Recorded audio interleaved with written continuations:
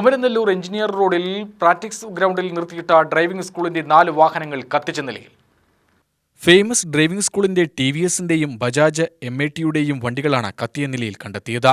സംഭവത്തിൽ driving school ഉടമ തൃത്താല പോലീസിൽ പരാതി നൽകി. കുമ്പിടി സ്വദേശിയായ വാര്യത്ത് വളപ്പിൽ വിഷ്ണുവിന്റെ സ്ഥാപനത്തിലെ വണ്ടികളാണ് കത്തിയ നിലയിൽ കണ്ടെത്തിയത്. ടാർപ്പായ കൊണ്ട് മൂടിവെച്ച വാഹനങ്ങളാണ് കത്തിച്ചത്.